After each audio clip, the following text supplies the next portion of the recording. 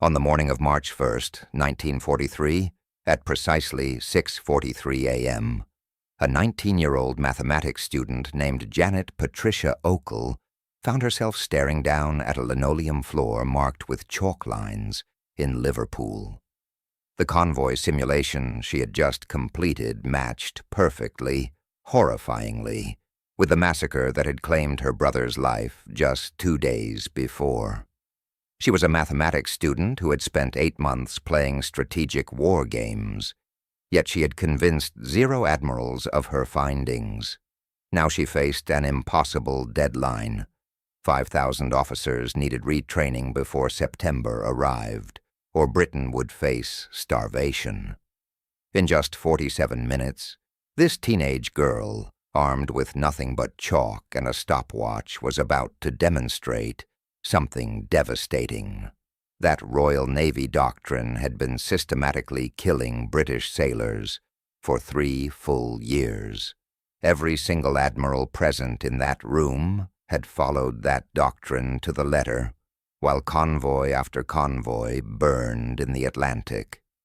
The telegram had made its way to her.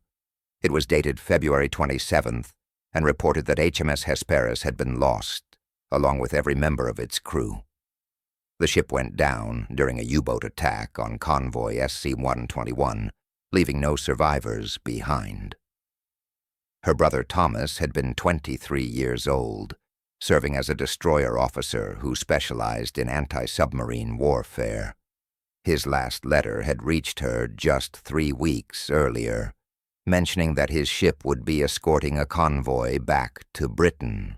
He'd confided that the tactics they were using weren't effective anymore, that they kept watching ships go down, no matter what actions they took.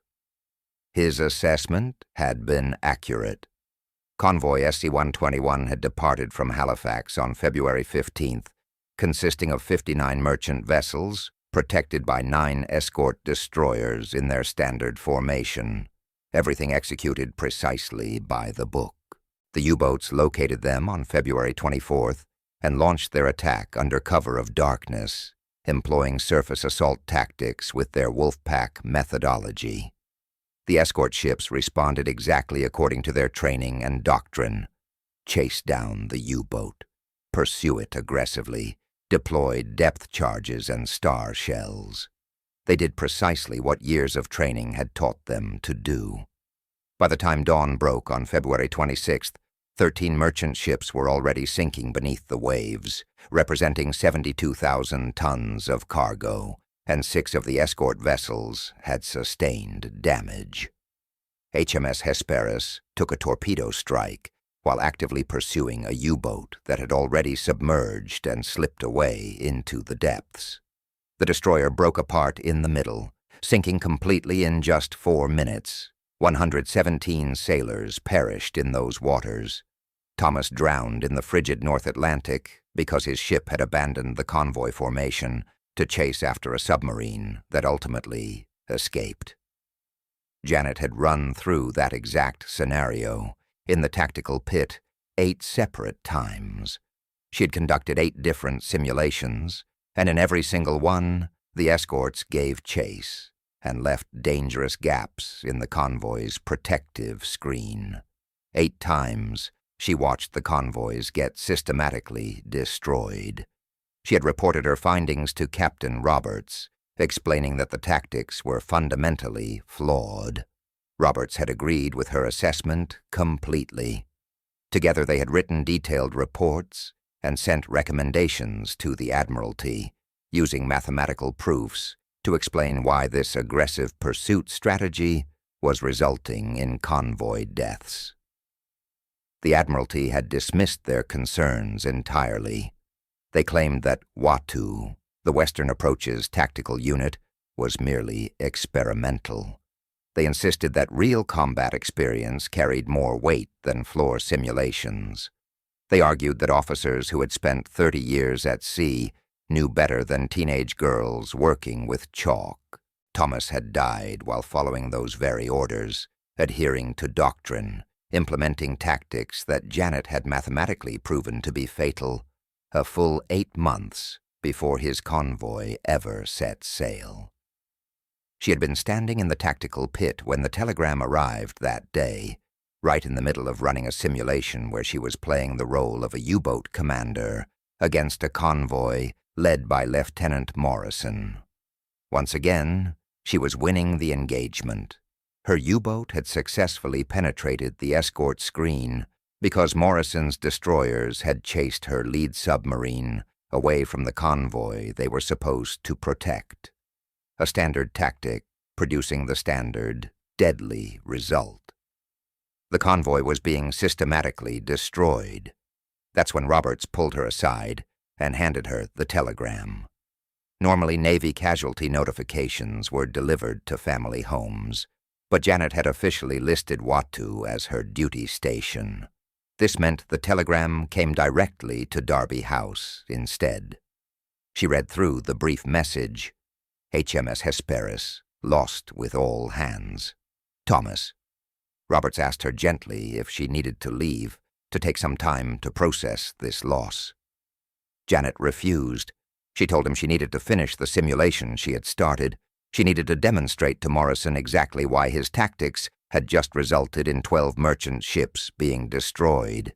She needed to make absolutely certain that no more officers left Derby House believing that aggressive pursuit saved convoys, because it didn't save them at all.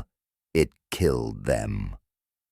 She returned to the plotting table, proceeded to finish sinking Morrison's simulated convoy, then explained in precise detail why every escort vessel that had chased after her U-boat had created a gap that other submarines had exploited.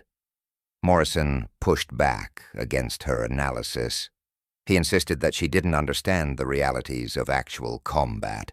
He argued that U-boats had to be hunted down aggressively, or they would simply continue their attacks indefinitely. Janet asked him a direct question. How many convoys had he personally lost while employing these aggressive tactics? Morrison fell silent at that, his eyes dropping to the floor as he admitted it had been 4 convoys over 7 months. Janet informed him that her brother had died in the 5th convoy just 2 days ago, following the exact same tactics Morrison had just demonstrated. The very same tactics that had led to his simulated convoy being massacred for the 8th time in 8 months. Morrison asked her what she thought he should do differently. Janet's answer was direct. Stop chasing the submarines. Stay with the convoy instead. Close up the gaps. Make the escort screen so tight that U-boats can't possibly penetrate it. Morrison protested that this approach was defensive thinking, passive, even cowardly in nature. He insisted that the Royal Navy didn't cower behind merchant ships. They hunted submarines down.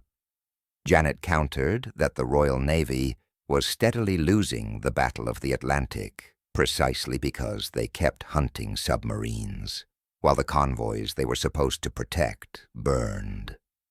Morrison didn't say another word. He simply turned and walked out of the room. Roberts told Janet that she could take the rest of the day off if she needed to. She declined, stating that she had work that needed to be done. The tactical pit was perpetually cold. The Derby House basement had inadequate heating, with concrete walls that constantly wept with condensation. The floor had been painted to represent 900 miles of North Atlantic Ocean. Chalk grids marked out the navigation coordinates. Wooden models represented the ships in play. Black pieces stood in for U-boats. White pieces represented escort vessels. Red pieces marked torpedoed merchant ships. By March of 1943, there were a great many red pieces scattered across that floor. The Royal Navy was hemorrhaging ships and men. February alone had seen 63 ships sent to the bottom of the ocean, totaling 342,000 tons. 2,300 sailors had drowned. If the current rate of losses continued, Britain would exhaust its fuel supplies by July and run out of food by September. The war would end not with an invasion, but with Germany forcing Britain's surrender through starvation. And Royal Navy doctrine was at the heart of the problem. Specifically, it was one particular doctrine causing the devastation, the foundational tactical principle that every officer absorbed during their training at Dartmouth Naval College, the principle that had guided British naval warfare for 2 centuries. The doctrine stated that aggressive offense wins naval battles, hunt down the enemy, engage them decisively, destroy their ability to fight. This approach had proven effective against Napoleon's fleet, had worked during World War I, had succeeded against surface ships because surface vessels couldn't simply disappear. But U-boats weren't like surface ships at all. U-boats could dive beneath the waves, vanish from sight, and escape. Every single time, a British escort vessel abandoned the convoy to chase after a diving U-boat, the convoy became significantly more vulnerable to attack. German Wolfpack commanders understood this dynamic completely and exploited it ruthlessly. One U-boat would deliberately expose its position to draw escorts away from the convoy, creating gaps in the protective screen, and then the rest of the Wolfpack would strike through those newly created openings. The strategy was mathematically elegant, tactically brilliant, and brutally effective in practice. British escorts fell for this trap every single time because their doctrine commanded them to hunt aggressively. 200 years of naval tradition had taught them that offensive action wins battles. Officers with 30 years of experience couldn't conceive that the foundational principle of British naval warfare had become obsolete in this new type of warfare. Janet had none of that experience, no naval tradition backing her up, no doctrinal training to fall back on, just mathematics and pattern recognition. 8 months of watching simulations had proven to her beyond doubt that aggressive pursuit was killing convoys. She had been recruited to WW2 back in July of 1942, brought in straight from school. She had been studying mathematics and earning top marks, showing exceptional ability in geometric reasoning. Her teachers had observed that she saw patterns that other students consistently missed. When the war broke out, she had felt compelled to help in some way. She applied to join the WRNs, the Women's Royal Naval Service.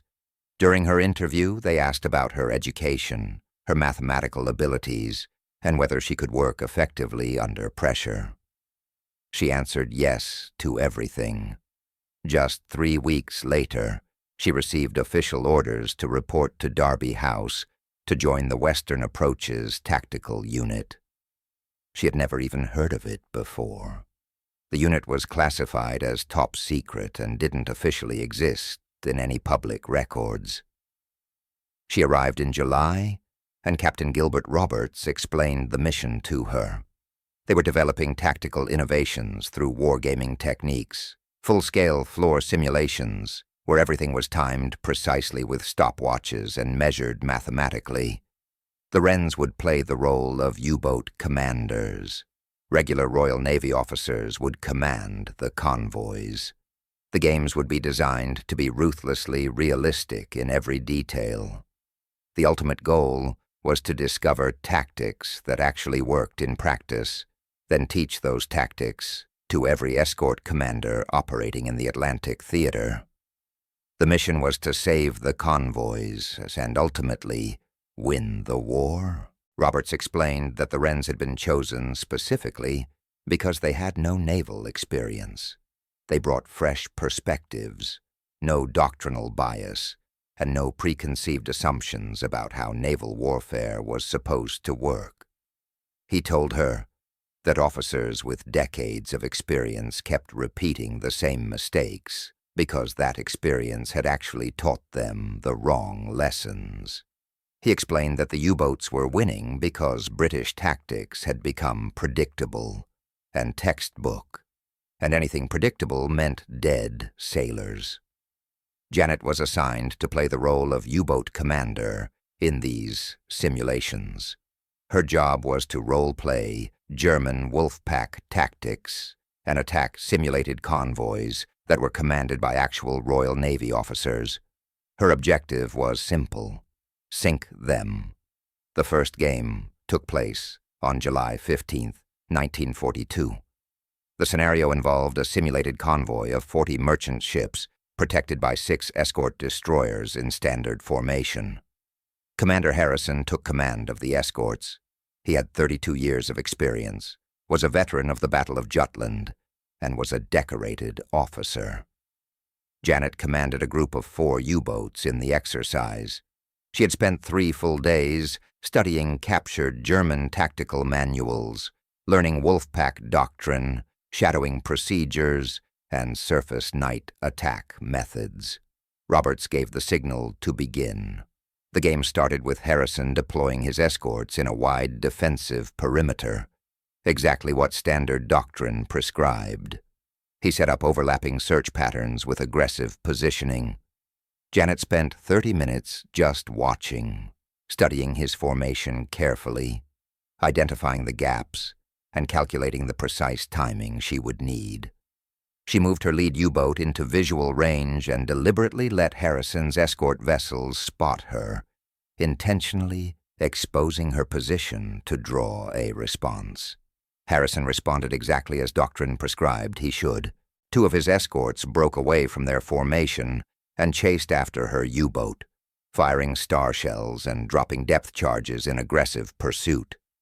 Janet's U-boat dove beneath the surface and escaped cleanly. The escort vessels spent 18 full minutes hunting for her before finally giving up and returning to the convoy. During those 18 critical minutes, Janet's other 3 U-boats penetrated through the gaps that the escorts had left open in the screen, got inside the convoy's defensive perimeter, and began their attacks. By the time Harrison's escorts managed to return to their positions, 6 merchant ships were already sinking. The simulation markers turned red across the plotting table. The mathematics were absolutely brutal. Harrison attempted to adjust his tactics, pulling his escorts back to close the gaps they had created. But Janet's U-boats were already positioned inside the convoy screen. They continued their attacks, kept sinking ships systematically. The simulation reached its conclusion 43 minutes after it had begun. 12 merchant ships had been destroyed, 4 escorts had sustained damage, and 0 U-boats had been sunk. A complete massacre. Harrison was absolutely furious with the results. He insisted the game had been rigged somehow. He claimed that Janet didn't understand real naval combat conditions. He argued that U-boats couldn't actually penetrate escort screens that effectively in reality. Roberts calmly pulled out casualty reports from the previous June. Convoy on 113 had lost 16 ships despite having 7 escorts protecting it. The U-boats had employed the exact same tactics that Janet had just demonstrated on the floor. Harrison went completely silent. He stared at the official reports, then stared at Janet, then stared at the chalk marks on the floor that showed precisely how his convoy had been systematically destroyed. He had been commanding escort vessels for 18 months, following doctrine perfectly in every engagement, and a 19-year-old girl had just shown him exactly why his tactics were getting British sailors killed. Roberts asked Harrison what he would do differently if he ran the simulation again. Harrison admitted he didn't know what to change. Doctrine clearly stated to pursue aggressively. If escorts didn't chase after U-boats, the submarines would just continue attacking until they had sunk the entire convoy. Janet disagreed firmly. If the escorts stayed with the convoy in a tight formation, U-boats couldn't penetrate that defensive screen at all. If U-boats couldn't penetrate the screen, they couldn't sink anything. Harrison protested that this was passive defense, cowardly tactics. He insisted that the Royal Navy attacked always, without exception. Janet stated flatly that the Royal Navy was losing the Battle of the Atlantic. Roberts decided to run the simulation again from the beginning. Same scenario, same officers involved, but with different tactics this time. In this iteration, Harrison's escorts stayed close to the convoy in a tight defensive screen. When Janet's lead U-boat appeared on the perimeter, the escorts didn't take the bait and chase after it. Instead, they closed ranks even tighter, creating what appeared to be an impenetrable barrier around the merchant ships. Janet tried every approach she could think of to find gaps in the formation. There weren't any openings to exploit. The escorts were positioned too tightly together and were too well coordinated in their movements. She tried to draw them away from their positions with obvious targets. They refused to move from their assigned positions. Harrison had given them explicit orders to hold their positions no matter what temptations appeared. Janet's U-boats simply couldn't penetrate the defensive screen. They couldn't get proper firing solutions on any targets. They couldn't do anything except circle outside the protective screen, waiting for opportunities that never materialized. 90 minutes passed. 0 merchant ships were sunk during the entire engagement. 0 escorts were pulled out of their defensive positions. All 4 U-boats were eventually forced to retreat without accomplishing their mission. It was a complete defensive victory for the convoy. Harrison asked whether real U-boats would actually withdraw like that in actual combat situations. Roberts showed him German after-action reports that had been obtained from captured documents. U-boat commanders had written descriptions of encountering tight escort screens that they called hedgehogs, impenetrable defensive formations they simply couldn't crack. They described circling for hours, searching for an opening, then withdrawing without ever attacking because the risk of detection and destruction was too high. Harrison understood the implications immediately. The mathematics were completely obvious once demonstrated. If escorts stayed close together in formation, U-boats couldn't win the engagement. But implementing that new doctrine would mean retraining every single escort commander operating in the Atlantic. That meant thousands of officers, decades of established tradition, and the entire institutional culture of the Royal Navy. And the Admiralty wasn't particularly interested in being lectured about tactics by teenage girls playing floor games in a basement. Between July 1942 and February 1943, WW2 conducted 473 separate simulations. They varied the scenarios, used different officers, tested different convoy sizes. The pattern that emerged was completely consistent across all tests. Officers who followed traditional doctrine lost their convoys. Officers who kept their escorts in tight formation won decisively. But the Admiralty continued to ignore all the reports they submitted. They insisted that simulations weren't the same as real combat. They maintained that WW2 was merely experimental. They argued that tradition and experience mattered more than chalk marks on basement floors. Meanwhile, convoys kept dying in the Atlantic. February 1943 became the worst month of the entire war. 63 ships were lost, along with 2,300 sailors, including Thomas. Convoy SC-121 represented the breaking point for the entire system. 13 ships were sunk. HMS Hesperus went down, with 117 sailors aboard. The casualty reports arrived at Derby House on March the 1st with full details, ship-by-ship breakdown of losses, and tactical analysis of what had occurred. Janet read through every single detail of the report. The escorts had followed doctrine perfectly. They had chased U-boats aggressively and left gaps in the protective screen, just as doctrine prescribed. The wolf pack had penetrated through those gaps and slaughtered the convoy. Everything had unfolded exactly as Janet had predicted in her simulations. Everything she had warned about repeatedly. Everything the Admiralty had ignored. Her brother had died because admirals refused to listen to a 19-year-old with chalk and a stopwatch. Roberts found her in the tactical pit that afternoon. She was running the SC-121 scenario on the floor, playing it out in detail, matching the actual attack pattern from the German perspective. Roberts asked her what she was doing. Janet told him she was proving that Thomas had died, following orders that she had mathematically proven were fatal 8 months before his convoy ever sailed. Roberts said he was sorry for her loss. He acknowledged that the Admiralty should have listened to their warnings. He said that WW2 had been right all along about the flawed tactics. Janet responded that being right didn't matter at all if nobody actually changed their tactics based on that knowledge. She said that written reports didn't save convoys from destruction.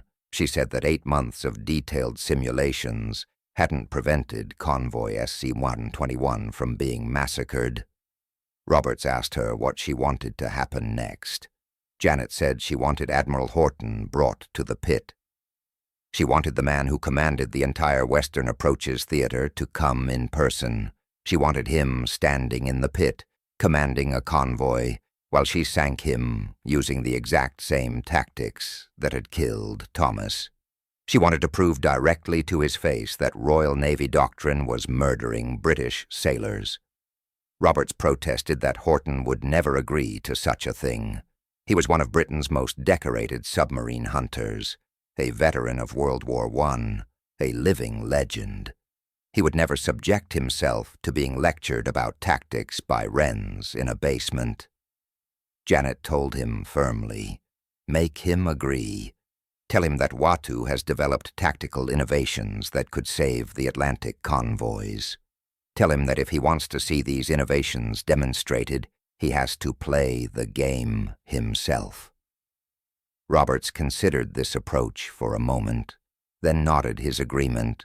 He sent a formal request to Horton's office, a formal invitation to a Western Approaches Tactical Unit demonstration scheduled for March 3rd, presenting new tactical doctrines that had been developed through wargaming simulations. Horton accepted the invitation. He had heard about WW2 and was curious about their methods, though he remained skeptical about their claims. Still, his curiosity won out. On March 3rd, 1943, at 8:47 in the morning, Admiral Max Horton arrived at Derby House. Roberts briefed him on the unit's work, explaining the simulations in detail, the mathematical modeling they employed, and the tactical testing procedures.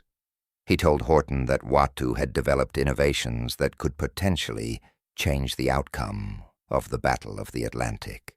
Horton listened attentively and took notes throughout the briefing, but he didn't offer any comments. Then he announced that he wanted to command the escorts personally in a simulation to see if these teenage girls could actually sink his convoy. Roberts readily agreed. They set up the simulation with careful attention to detail: 50 merchant ships, 8 escort destroyers, a complex scenario representing mid-Atlantic winter conditions with limited visibility. Janet commanded 3 U-boats in the exercise. Jean Laidlaw commanded 3 more U-boats. Both of them had been playing these tactical games for 8 full months. They knew every weakness in standard escort doctrine, every gap that could be exploited, every moment of vulnerability that could be targeted. Horton took command of the escort force, studied the plotting board carefully, and positioned his destroyers exactly as doctrine prescribed: a wide defensive perimeter with aggressive coverage and overlapping search zones. Janet recognized the formation pattern immediately. It was the standard pattern, identical to what Harrison had used. The same pattern that every officer used because doctrine prescribed it explicitly. The same pattern that had gotten Thomas killed. Roberts gave the signal to begin. The game started with everyone in position. Janet watched Horton's formation carefully, calculated where the gaps would appear, and planned her approach methodically. She didn't feel angry or sad in that moment, just a cold, mathematical focus. She had killed Thomas in simulations 63 times over the course of 8 months, using German tactics against British doctrine, proving that the doctrine was fundamentally fatal. Now she would sink Horton's convoy the same way, using those same tactics, exploiting those same gaps, making him watch his convoy die because his tactics created opportunities for patient U-boat commanders. She moved her lead U-boat into visual range at 9:14 a.m. She let Horton's escorts spot her position, deliberately exposing herself to draw a response. Horton responded immediately and decisively. 2 escorts broke formation and chased after her submarine. They fired star shells and dropped depth charges in aggressive pursuit, a textbook response to a U-boat sighting. Janet's U-boat dove beneath the surface, disappeared from view, and she started timing the pursuit. While Horton's escorts were busy chasing her decoy U-boat, Jean's submarines were already moving into position through the gaps those escorts had left open. Horton's formation was starting to collapse under the pressure. His escorts were scattered across a wider area than intended. The convoy had become exposed and vulnerable. Janet surfaced her lead U-boat again, but in a different position this time. This drew yet another escort away from the convoy. Horton was desperately trying to cover all the gaps that kept appearing, trying to maintain the integrity of his defensive screen. But he was following doctrine to the letter, and doctrine commanded aggressive pursuit every single time. Every time he ordered a chase, he created new gaps in the formation. Every gap represented an opportunity for attack. Every opportunity meant another dead merchant ship. Jean's U-boats penetrated the escort screen at 9:31 a.m. They got inside the convoy formation itself and started their attacks on the unprotected merchant vessels. Horton pulled his escorts back immediately, trying to protect the convoy from further losses, but Janet's submarines had already repositioned themselves for the next wave. They attacked from multiple different angles in a coordinated assault that overwhelmed the scattered escorts. The simulation reached its conclusion at 10:01 a.m., 47 minutes of tactical combat. 17 merchant ships had been destroyed in that time.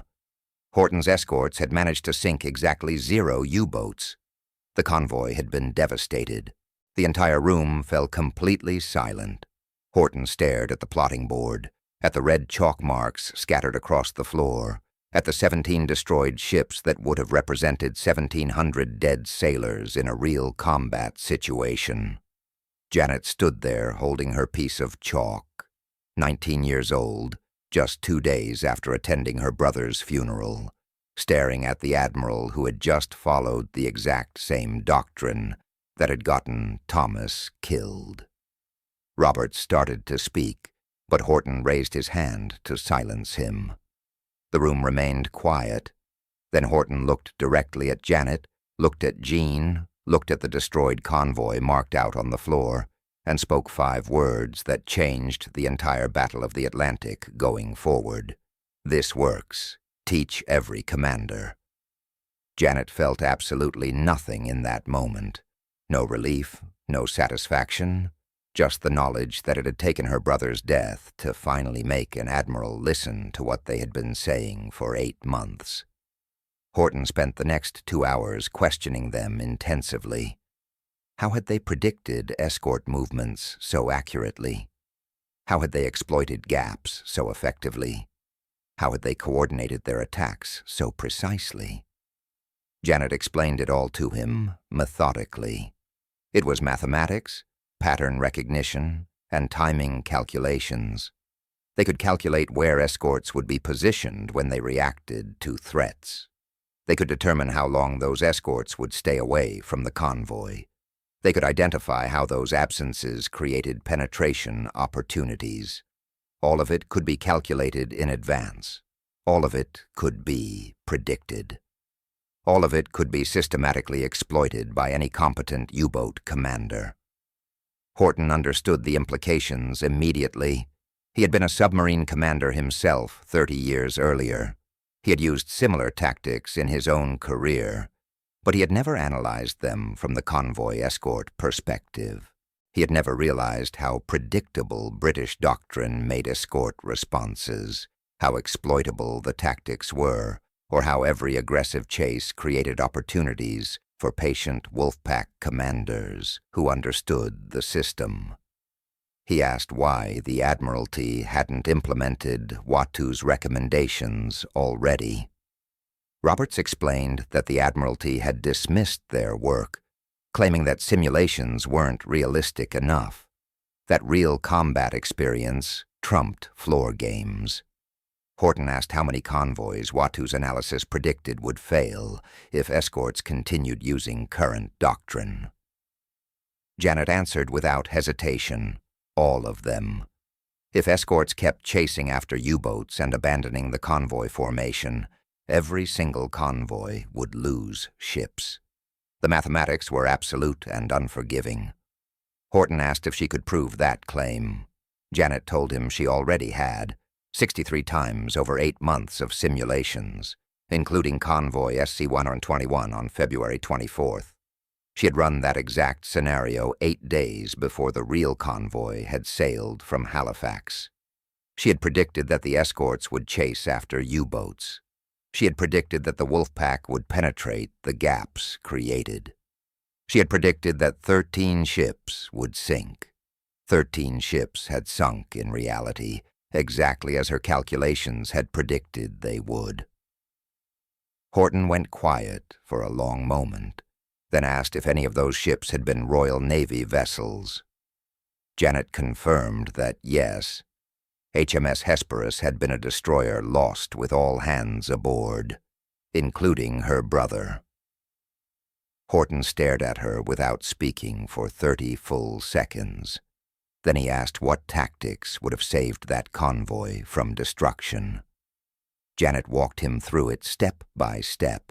A tight escort screen with no chasing submarines away from the formation. Maintain formation integrity at all times. Close all gaps immediately. Make the convoy completely impenetrable to attack. She offered to run the simulation again to demonstrate. Same scenario, same U-boats, but different escort tactics this time. In this run, the escorts stayed in a tight formation. No matter what Janet tried, they wouldn't break formation. They wouldn't chase submarines. They wouldn't create gaps that could be exploited. Her U-boats couldn't penetrate the defensive screen at all. They couldn't get proper firing solutions on any targets. They couldn't accomplish anything except circle uselessly outside the impenetrable screen. 0 merchant ships were sunk. 0 escorts sustained damage. It was a complete defensive victory for the convoy. Horton asked whether real U-boat commanders would actually withdraw when facing such tight defensive screens. Roberts showed him captured German after-action reports from interrogations. Multiple reports described U-boats encountering impenetrable defensive formations. German commanders had written descriptions of British escorts that formed an iron ring they couldn't breach. There were multiple reports of entire Wolfpacks withdrawing without ever attacking because penetration had become impossible and the risk too great. Horton nodded slowly as he absorbed this information. Then he gave his orders clearly. Every escort commander in the Western Approaches Theater would be trained at WW2. Every single one of them. No exceptions would be made. They would learn the new doctrine thoroughly. They would practice repeatedly against Wrens playing authentic German tactics. They would lose simulations over and over again until they fully understood why aggressive pursuit killed convoys. And they would implement tight defensive screens immediately upon returning to active duty. The order went out on March 4th. Within a single week, officers started arriving at Derby House in groups. Dozens of them came through. commanders with decades of combat experience, lieutenants fresh from training academies. All of them were forced to sit in a freezing basement while teenage girls sank their convoys repeatedly and explained in detail why their tactics had failed. Some officers were receptive to the new approach. They understood immediately, saw the mathematics clearly, and changed their tactics without resistance. Others were resistant, feeling insulted and angry that girls were teaching them about naval warfare. Roberts didn't waste time arguing with the resistant ones. He simply ran the simulations again and again. He let the mathematics speak for themselves. Resistant officers received the same treatment as everyone else. They would command escort forces in the simulation. Janet and the other Wrens would play U-boat commanders using actual German tactics extracted from captured documents. And the Wrens would sink those convoys repeatedly, brutally, and mathematically. After 3 straight massacres in the pit, most officers stopped arguing about it. They learned what worked. They adapted their thinking. They changed their approach. Janet developed quite a reputation during this period. Officers began calling her the Killer. She was absolutely merciless in the simulations, exploiting every single mistake, punishing every doctrinal decision, and sinking convoys with surgical precision. Some officers complained that she was too aggressive in her tactics, that they were unrealistic. They insisted that real U-boats couldn't possibly operate that effectively.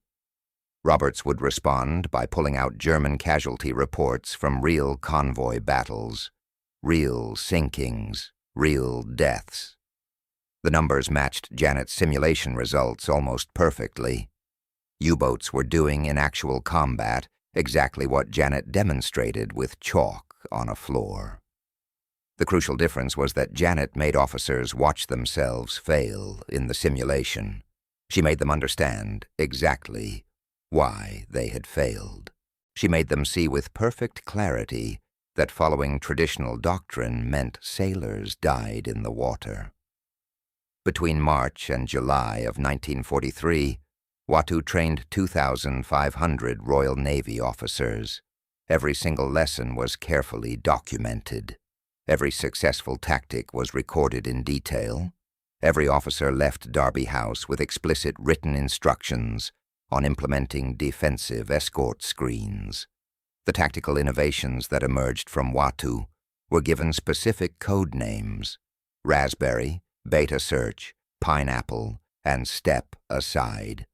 Each one addressed specific vulnerabilities that existed in the old doctrine. Raspberry was the rapid illumination technique. When a U-boat appeared on the perimeter, all escorts would fire star shells in coordinated patterns. This provided full perimeter coverage in 90 seconds instead of 8 minutes. There would be no shadows for U-boats to hide in, no hiding places, no opportunities for other submarines to penetrate while escorts were repositioning. Beta Search was mathematical prediction. This was Jean Laidlaw's innovation. U-boats shadowed convoys from predictable positions based on the convoy's speed, heading, and the phase of the moon. Beta Search plotted those probable positions in advance. Escorts would move to those positions preemptively, forcing U-boats to submerge or retreat before they could even begin an attack. Pineapple was the coordinated evasion tactic against Wolfpack saturation attacks. When multiple U-boats attacked simultaneously from different angles, escorts would execute overlapping zigzag patterns while maintaining continuous star shell coverage. This created interlocking fields of fire that made coordinated attacks nearly impossible to execute successfully. Step Aside was the acoustic torpedo evasion technique. Bobby House's innovation. German engineers had developed torpedoes that could home in on propeller noise. Step Aside used precisely timed course changes to break the acoustic lock. The torpedoes would lose their tracking signal and miss the target. All of these tactics were developed by Wrens. Janet, Jean, Bobby House, June Duncan, and Margaret Roberts. 5 girls who had never actually been to sea before. They developed these life-saving tactics by running thousands of simulations, testing countless variables, measuring every result carefully, and refining their techniques until they were mathematically perfect. Then they taught those tactics to officers who outranked them by decades and who initially didn't want to learn anything from teenagers. But the results of the new tactics were immediate and dramatic. May 1943 saw German U-boats suffer their worst losses of the entire war. 41 submarines were sunk in just 31 days. Grand Admiral Dönitz called it Black May. The U-boat fleet was being systematically slaughtered in the Atlantic. By June, Dönitz had withdrawn his submarines from the North Atlantic entirely. The wolf packs had been decimated. The convoy routes were finally secure. British merchant ship losses dropped by 73% between March and September. Convoys were getting through to Britain safely. Supplies were reaching the island nation. The starvation threat was completely over. The Battle of the Atlantic turned decisively in just 4 months. Not because of any new technology, not because of Enigma code-breaking helping them find submarines. It turned because teenage girls with chalk had proven that defensive escort tactics worked while aggressive pursuit didn't. It turned because Janet Okel had used her brother's death to force the Royal Navy to change doctrine that had been killing sailors for 3 straight years. Thomas's ship was never replaced in the fleet. HMS Hesperus was lost forever. But the tactics that had killed his convoy were completely abandoned. Every convoy that sailed after March 1943 used tight defensive screens. They stayed together as a unit. They didn't chase submarines into gaps anymore. The convoys survived. Thousands upon thousands of them. Tens of thousands of sailors made it home alive.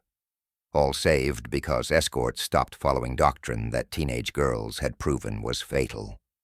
Janet continued her work at WW2 until May of 1945. She spent 3 years in that cold pit, running simulations, teaching officers, and developing tactics. She personally trained over 5,000 Allied commanders during that time. American officers, Canadian, Norwegian, and Polish. Every navy that ran Atlantic convoys sent their commanders to Derby House to learn directly from the Wrens. The tactical innovations became standard doctrine across all Allied navies. The U.S. Navy adopted Raspberry and Beta Search in July of 1943. The Canadian Navy implemented Pineapple and Step Aside by January of 1944. By mid-1944, German U-boat operations in the North Atlantic had essentially ceased. The submarines were still active in other theaters, but the convoy routes were completely secure. The Atlantic was won. When the war ended, WW2's operations were immediately classified. Everything they had accomplished was buried in top-secret files. The Wrens were all bound by the Official Secrets Act. They couldn't talk about their service to anyone. They couldn't tell their families what they'd done. They couldn't even mention it in job applications. Janet married in 1947, had 3 children, lived a quiet life, and worked as a mathematics teacher. She never mentioned the war to anyone. For 30 full years, nobody except a small handful of WW2 veterans knew what she had accomplished. In 1974, the government partially declassified some WW2 operations. Books started appearing about the Battle of the Atlantic, most of them focused on technology, radar, sonar, Enigma code breaking, the machines that won the war. The Wrens were reduced to footnotes in these histories. When they were mentioned at all, they were described as support staff or game facilitators, not as tactical innovators, not as the people who had fundamentally rewritten Royal Navy doctrine. Janet didn't care about public recognition. She had done her duty and saved lives. That was enough for her. But naval historians eventually discovered the WW2 records and started realizing that the unit's impact was much larger than anyone had previously acknowledged. In 1998, a comprehensive academic study concluded that WW2's tactical innovations had saved approximately 4,000 merchant ships and 48,000 Allied sailors between 1943 and 1945. 4,000 ships that would have been sunk, 48,000 sailors who would have drowned in the Atlantic, saved because teenage girls saw patterns that admirals had completely missed. Janet was 73 years old when that book was finally published. She granted a few interviews to historians, but she was modest and deflective throughout them. She insisted it was a team effort. She said Captain Roberts deserved most of the credit, but the officers who had been trained at WW2 remembered things quite differently. They remembered Janet standing at the plotting table with her chalk, sinking their convoys repeatedly until they understood why aggressive pursuit killed sailors. Admiral Sir John Foreman, who trained at WW2 in April of 1943, said in an interview years later, "Miss Okel taught me more about anti-submarine warfare in 3 days than I'd learned in 3 years at sea. She destroyed my convoy 6 times in a row and explained with such mathematical precision why I'd failed that I felt like an idiot for not seeing it sooner. She saved my life. She saved my entire convoy group, and she did it with chalk on a floor before I ever left port." Janet Patricia Okel died on November 5, 2009. She was 86 years old. Her obituary in the Times was a single paragraph. It read, "Former WRN's officer who served in naval operations during World War II." No additional details were provided, no mention of WW2, no mention of the 48,000 lives her work had saved. But the tactics themselves survived and continue to this day. The innovations she helped develop are still taught in naval academies worldwide. The U.S. Naval War College teaches escort doctrine based on WW2 principles. The Royal Navy's tactical manual includes variants of Raspberry and Beta Search. None of them credit her directly. The tactics were absorbed into standard doctrine, completely divorced from their original creators. But if you visit the National Maritime Museum in Greenwich, there's a small exhibit about WW2. You can see photographs of the tactical pit, the chalk floor grids, the ship and submarine models, and a brief description of the wargaming process. One particular photograph shows the WW2 staff from 1943, 11 Wrens standing in the pit. Janet is third from the left, 19 years old, with a piece of chalk in her hand, looking directly at the camera. She looks determined and focused, completely unaware that the innovations she was developing would save 48,000 lives. That photograph represents Janet's real legacy, not recognition, not fame, not credit in history books, the chalk, the mathematics, the pattern recognition, and the courage to tell admirals that their doctrine was murdering sailors. That's what mattered. She spoke up when thousands were dying, because nobody in authority would change course. That's how wars are actually won.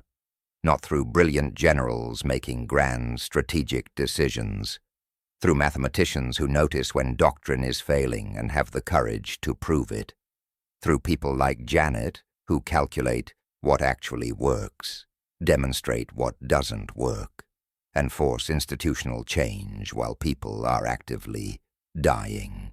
Janet Okel stood in a freezing basement with chalk just 2 days after her brother's funeral and proved to Britain's most decorated submarine hunter that his doctrine had murdered her brother and would murder thousands more unless he changed course immediately.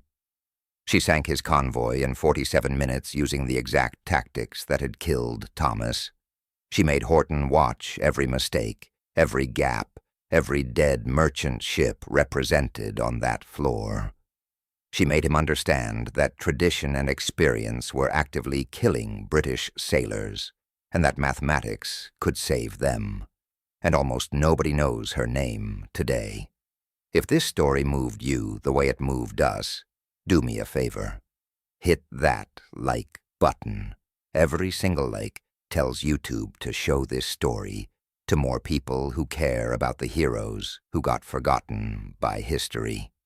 Hit subscribe and turn on notifications. We're rescuing these stories from archives and obscurity every single week. You're not just a viewer, you're part of keeping these memories alive. Tell us your location in the comments. Tell us if someone in your family served. Just let us know you're here and that these stories matter. Thank you for watching.